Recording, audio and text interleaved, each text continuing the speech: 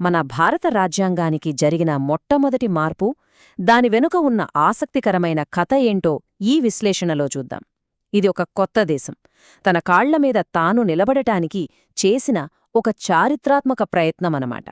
ఈ ప్రశ్న చాలా కీలకమైనది. ఆలోచించండి, ఒక దేశాన్ని ముందుకు నడిపించాల్సిన చట్టమే దానికి అతిపెద్ద అడ్డంకిగా మారితే పరిస్థితేంటి? ఈ ప్రశ్నతోనే మన కథనం మొదలవుతుంది. స్వాతంత్ర్యం వచ్చిన కొత్తలో భారతదేశం ఓ విచిత్రమైన పరిస్థితిలో పడింది. దేశం కోసం ఓ ప్రగతిశీల రాజ్యాంగాన్ని రాసుకున్నారు. కాని అస్సలు సవాలు బయటినుంచి కాదు, ఆ రాజ్యాంగం లోపలినుంచే ఎదురైంది. ఇక్కడే అసలు సమస్య మొదలైంది. ఒక పక్కేమో పౌరులందరికీ సామాజిక ఆర్థిక న్యాయం అందిస్తామని రాజ్యాంగం హామీ ఇస్తుంది. కాని ఇంకో పక్క చూస్తే అదే రాజ్యాంగంలో ఉన్న ప్రాథమిక హక్కులను అడ్డం పెట్టుకుని పెద్ద పెద్ద సామాజిక సంస్కరణలకి కోర్టుల్లో బ్రేకులు వేస్తున్నారు. మరి అలా ఆగిపోయిన ఆ ప్రధాన సంస్కరణ ఏంటంటే భూస్వామ్య జమీందారీ వ్యవస్థ రద్దు. స్వాతంత్ర్యం వచ్చాక ప్రభుత్వం చెయ్యాలనుకున్న అతిపెద్ద పనుల్లో ఇదొకటి. కాని చట్టపరంగా చూస్తే ఇది దాదాపు అసాధ్యమని తేలిపోయింది. ఈ రాజ్యాంగపరమైన చిక్కుముడిని విప్పడానికి ప్రభుత్వం ఒక గట్టి నిర్ణయం తీసుకుంది.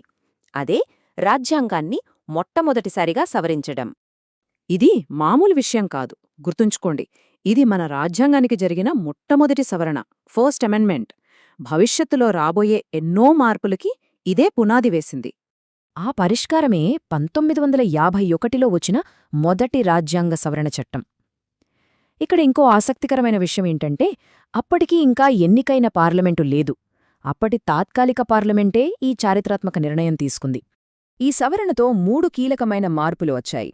మొదటిది, జమీందారీ వ్యవస్థను రద్దు చేయడానికి లీగల్గా దారి క్లియర్ చేసింది. రెండవది, వెనుకబడిన వర్గాలకి రిజర్వేషన్లివ్వడానికి ఆర్టికల్ 15/4ని కొత్తగా చేర్చింది. ఇక మూడవది, అవసరమైతే ప్రాథమిక హక్కుల మీద కూడా సహేతుకమైన పరిమితులు విధించే పవర్ని ప్రభుత్వానికి ఇచ్చింది.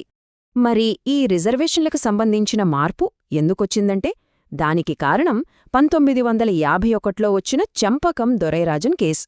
ఆ కేసులో ఇచ్చిన తీర్పు రిజర్వేషన్లకి అడ్డంకిగా మారడంతో ప్రభుత్వం ఏకంగా రాజ్యాంగాన్ని మార్చేసింది.